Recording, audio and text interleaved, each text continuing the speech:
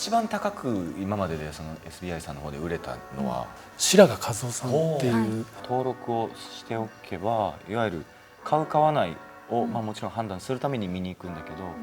買わないという判断だったとしても見に行けるってことですね。けど国内の場合はちょっとまだちょっと競りの感覚といいますか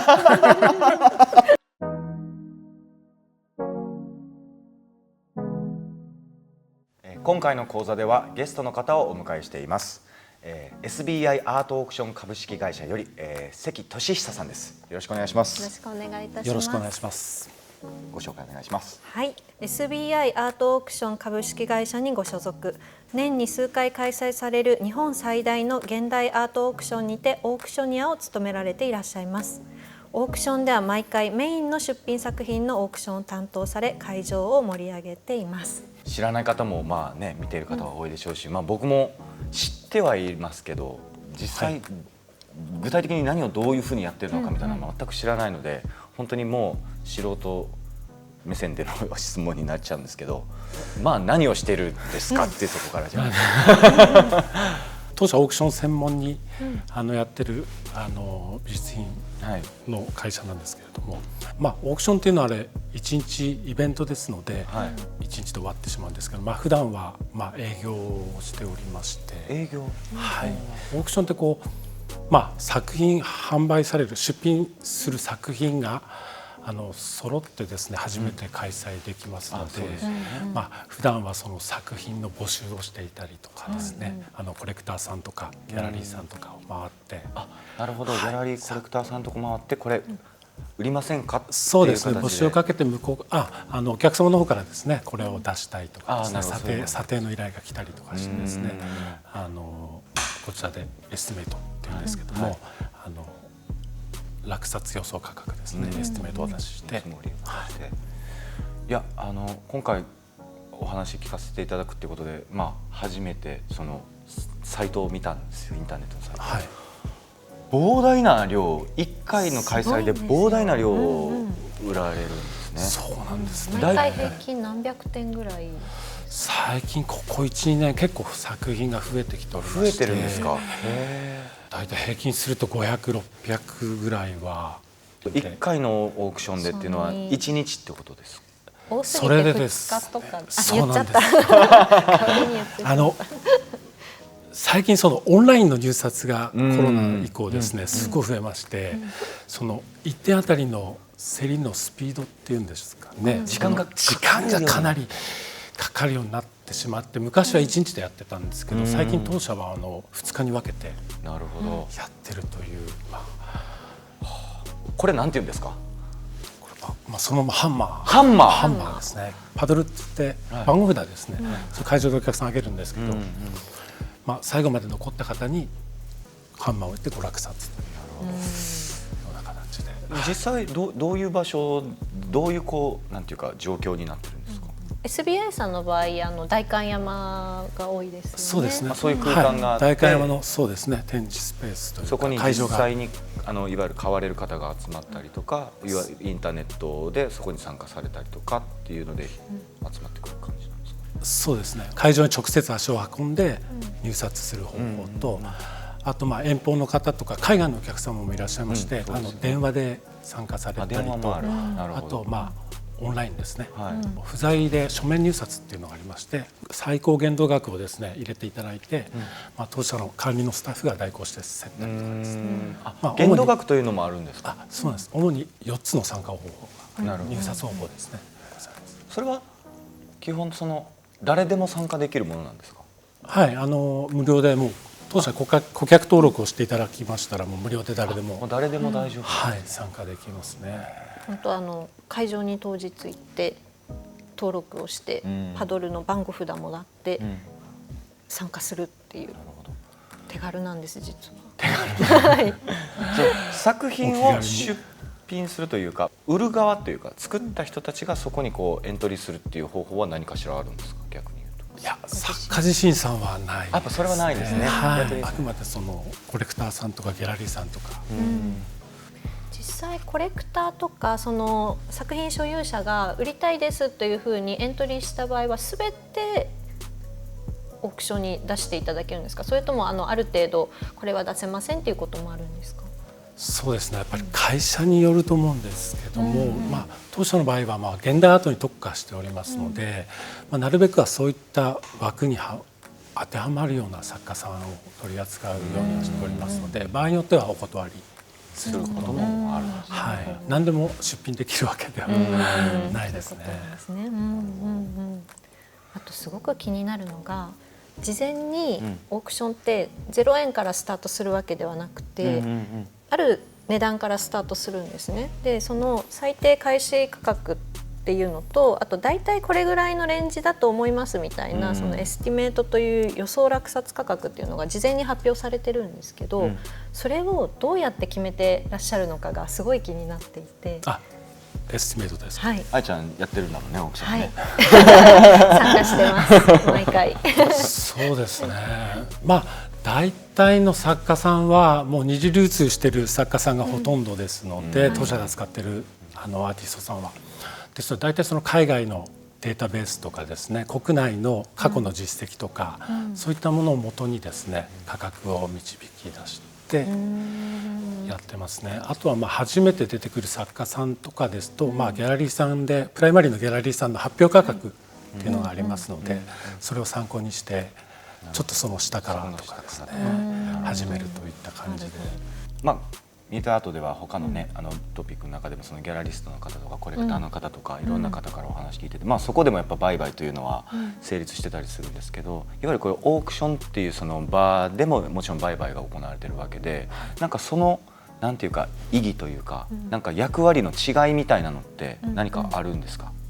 出品者さんがいまして、やっぱりその換金性っていうんでしょうかね、オークションの場合ギャラリーさんとかデパートさんとか絵画販売されてるところですと、その買い取ったりするようなところもあると思うんですけど、オークションの場合はその欲しい人が値段をつけて、一番高値で落とした方の手元に行くわけですけども、いわゆるそれ公明正大に価格がオープンな形でですね、換金できると。そういったところはすごいクリアな、そうですね、確かにところじゃないかなとは。作家、ギャラリスト、コレクターというそのいわゆるすごくその密接なつながりの中でその行われる売買ではなく、もっと開けたところでそのアートというものを流通させていくっていうのがオークションの役割ってことになるんだな。なるほど。オークションも含めてなんですけど、そのセカンダリーのいわゆるその二次のその作品の売買においてのは今もう絶好調だみたいな話を聞くんですけど、それすごいですよね。そうなんですよね。ちょっと我々も結構びっくりしてやってる我々もそのエスティメートっていうのを我々お出しするじゃないですか。で下限と上限ってありまして、100万円から150万円、設定するわけですけども、それをカタログに出してですね、実際当日蓋を開けてみるとですね、その上限の150万円の2倍だったり3倍4倍と、もうそれが200万300万400万とどんどん上がって落札されてしまうというのがいます。どういう動向なんだと判断されていますか？やっぱりすごいお客さんが増えてますね。バイヤーが増えてる、コレクターさんが増えてまして、今本当に若い人ですと20代の方も買うようになってきておりまして、あとは海外のお客さんですね。日本のアートがですね、やっぱり海外の美術品に比べて安くまだまだ見えるのか、いい作家がたくさんいて、そうですね、そのクオリティ、作家さんのクオリティに比べて割安感、お値打ち感があるのか、その海外から入札が来たりとかして、で結果どんどん競り上がって盛り上がって落札されるというようなのがここ最近の。ちなみに一番高く今まででその SBI さんの方で売れたのはおいくら？最近はあれですけど5、6年前ぐらいですかね、4、5年前かな、白髪和夫さんっていう、ちょっと記憶曖昧ですが一応5000万ぐらいで、それが最近の最高。そうですね。一番安いところぐらいだとどれぐらいね、これからオークション興味あるって方にとっては、エントリーはもう安いものですともう数万円、5万円とかから、そういうものもあるんですね。ちょっとしたプリント作品とか版画とかですと、もう5万円10万円とかで。じゃあ逆に敷居は別に本当に高く設定されているものでは全くないということなんですね。全然なるはい。ほど。やっぱ上限を設定しておくっていうことの意味っていうのを、お伺いしたいというか。エスティメートでね出しておく。あくまで我々の目安となる価格ですので。単純にじゃあこれぐらいで売れるだろうなぐらいの。そうですね。予想価格ですね。実は重要なのは加減の方なんですね。オークションの場合は。なるほどなるほど。これ以上下回られると困る。実はその背景に出品者様というお客様がいまして、売り手はやっぱり高く売りたいじゃないですか。で買い手さんは安く買いたいっていうのがあると思うんですけど、まずは出品するまでにその出品者様とその交渉をするんですね。その時そのエスティメートの加減を出すんですけど、購入された価格よりだいぶ下回ったりしている場合も多いので、やっぱそういう時は結構出すお客様もその期待がないとなかなか出しにくい。そうですよね。これまでのそのミートアートのそのいろいろなお話の中でなんとなく思うのは、そのギャラリストさんはギャラリストさんで、コレクターさんももちろん作家も、やっぱりその作家の価値を守るというか、なんかいきなりバコーンって売れちゃって、その次どうしたらいいのかみたいな、そういうのをギャラリストもコレクターも作家もみんなでやっぱ考えてって、その作家の価値自体を少しずつ育てていくみたいな、なんかそういうものとしてのその上限みたいなのがあるのかなって僕はちょっと想像したんですけど、なんかそうなんですよね。その辺がだからオープンでクリアな分、逆にどかどか買っちゃう人はどかどか入札しちゃうでしょうから、それによってその作家という存在の価値みたいなものがものすごく揺れ動きそうじゃないですか、オークションの中で。それはもう最近我々も結構悩んでおりまして、やっぱり上限の設定って難しいですよね。実際現実的にその設定して競っていって、そこで止まったら販売っていうのがなかなかオークションとして成立させにくい一面がありますので、入札される方を拒むことももちろんできないですしね。どんどんそうですね。ただ私とかあんまりないですけど、たまにあまりびっくりするような値段になると、もうちょっと会場そろそろもうよろしいんじゃないですか的な、たまにそういうことありますけど、結局我々もよく売れるのはいいんですけど、それがまた次来た時に同じように売らなきゃいけないので、それはすごいもう毎回我々プレッシャーで。あまりに大きな値段で売れてしまったら、その作家さん値段下げれなくなっちゃうとか、そういうことも。そうなんですね。そこが非常に今難しいところで、我々も必死ですね。やっぱりその作家さんが一番我々も大切で重要な存在ですので、安定して売れていくっていうのは理想だと思ってますので。今回そのツイッターの方でも質問をね、3つほど選ばせていただきました。まず1つ目です。真贋判定や品質状況の保証があれば、ネットオークションで芸術作品はもっと売れるのでしょうか。実際は事前に何かご確認の手段とかってオークション会社自身は取られたりするんですか。もちろん我々チェックしております。我々はその鑑定機関ではないので、やっぱりぶっこの作家さんですと、大概の場合値段がそれなりの価格で取引される作家さんの場合は公式な鑑定機関というのがございますので、まずはそこの鑑定を通してですね、クリアになったもの、きちんと新鮮な作品だと認められているものを取り扱うと。なるほど。じゃあ来たものをもうそのまま出すというわけではなく、確認作業を入れてっていうのがプロセスで実は挟まっているんですね。そのオークションの中で実際に現地に足を運ばれる方と、そのインターネットで参加される方といる、あと電話も、あと紙とって、これ今その比率人口的にどれぐらいの割合になってるんですか。やっぱりインターネットの人が多いんですかね。昔はやっぱり電話と会場が多かったんですけど、ここ 1,2 年、特にコロナになってからもやっぱり皆さん出歩かなくなったので、もうネットでオンラインで入札するっていう方がもう圧倒的に増えてきて、今どうなんでしょうかね。もう半分ぐらいとかも半ぐらい。セカンダリーだとも実際のものが何なのかも大体分かってるし。そうですね。あとそうですね、SBI さんの場合はオークションの前日と前々日に作品自体をね展示されて、会場の横のスペースで500点ものはい実際に本物がそこにあっうてわすごいな。でそうなんです。参加したい人は事前にそこに行って確認した上で参加ができるので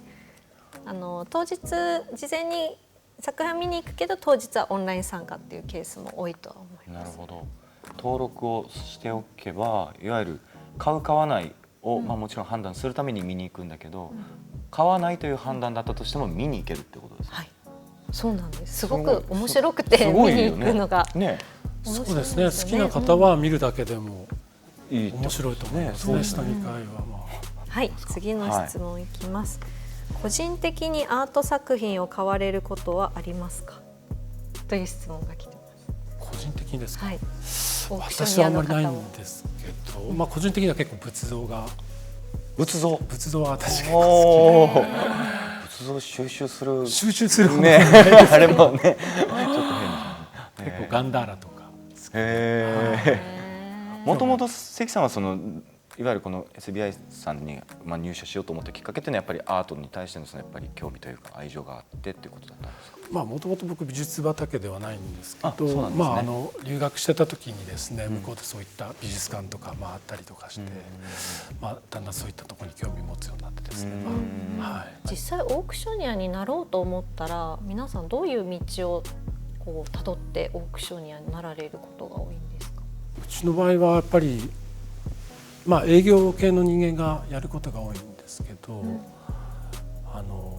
もちろん練習も講習というか社内でやってまして、デビューするまで何年かですね、練習をして。映像をちょっと見させてもらったら本当にもうないけど築地かみたいなどんどんせられていく。何万円みたいな海外のねサザビーさんクリスティーズさんなりと割ともっと優雅にやってらっしゃるんですけど、国内の場合はちょっとまだちょっと競りの感覚といいますかテンポよくリズムよくというか点数多いですもんねそうなんですよね。なんかもう時間との勝負みたいなのがちょっとありますからこれはですね私もすごい興味ある質問なんですけど落札直前の粘り待ちの時間はどれぐらい設けるか、作品による使い分けやルールはありますか？作品にその粘りの使い方ってこと？はい、オークショニアの方が結構ハンマーを落とさずに少し溜めたりとか。そうなんですよね。たまに私も結構お客さんから引っ張りすぎだよとか早く叩けよとかそう上げてる側からすると早く叩いてよってなるわけですよ。かわしてくれってもちろん思うもんね。ここで言ってってあとは結構電話ビットって結構電話で参加されるお客さんも多いんですけど、結構電話のスタッフさんがまだお客さんが向こうで考えてるのか、オークションに向かってまだ静止する時もあるんですよね。そうなるとやっぱさすがにそれを無視してハンマーを打つことはできませんので、そういう場合とかちょっと長引いたりとかはしますよね。あとはやっぱり少しでも高く買ってお客様に喜んでいただきたいという気持ちからそれが自然とそのような傾向になってしまうようなこともあるかもしれません。どのタイミングなんですか？もちろんちょっと待ってって電話口とかで言われてる場合はもちろん待つんでしょうけど、当社の場合は一応その規約上に、3回言うっていうのは一応歌ってまして、なるほど、値段を3回連呼して、誰も上がらなければハンマーを叩く。じゃあ逆に言うと入札する側は上げようかどうしようかって迷ってる時は3回言う間に上げれば間に合いますね。あとハンマーパンっていきなり叩く人もあんまりいないと思うんで、ちょっと振り上げてやりますんで、終わるよいいですかってこれからオークションに参加されたいという、この番組を見てなのか、興味を持たれる方もいらっしゃると思うんですけど、そういう方々に何かアドバイスみたいなものっていうのはありますか？ギャラリーさんですと、特定の作家さんがいまして、ある程度そういったそのギャラリーの特色に沿ったものを見るというような形になると思うんですけど、オークションというのはなんていうんですかね、幅広く資産性のある作家さんの作品を見れるので、オークションから入るっていうのもですね、コレクションをオークションからスタートされるっていうお客さんも結構いますので。でもね、さっき言ってたそのオークションに参加するかしないかまだ迷ってる段階でも、SBI さんだったらその事前に作品が見れる空間があるっていうのがすごくそうですね、まずは下見会に足を運んでいただいて、それはすごくいいかもしれないですね、入り口として。カタログでもある程度情報が載ってて、画像もありますので、どんな作品か分かりますけど、実際こう目の前にして見るっていうのは非常に重要じゃないかと思いますね。本当百聞は一見にしかずってこのことだなって会場に行くと本当に思うので、ぜひ行ってもらいたいなと。なるほど。愛ちゃんのこう体験としては、やっぱそのオークション会場は上がるんですか？上がりますね。やっぱ会場で初めて参加される方も競ってみると、実際に見てるだけよりこうパドルをね上げるっていう経験をしてみると、すごくよくオークションってこういうものなんだ、自分はどういう姿勢で臨んだらいいのかとか、いろんなことが分かるっていうそれどういう姿勢で臨めばいいのと感じる。やっぱよく周りのコレクターからも聞く話なんですけど、事前にいくらぐらいまでは上げようかなって決めてても、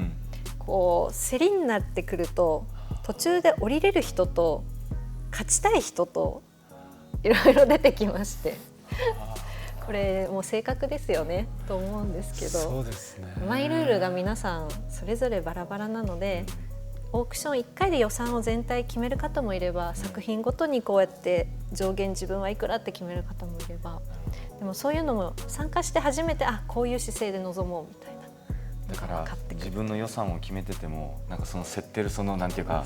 その勝負に勝ちたくて負けられないって予算を上回ったこうパネルを上げ続けてしまうみたいなことも精神状態とは、ではあると。それも楽しみなんですかね。あちゃんはどっちなんですか？私は作品ごとにここまでそうしっかりもう決める派です。ちゃんと降りれる人ですね。はい、降ります。パッと。懸命だと。いや、面白いお話をたくさん聞かせていただきました。本当にありがとうございました。ありがとうございます。オークショニアの関俊久さんでした。本当にありがとうございました。ありがとうございました。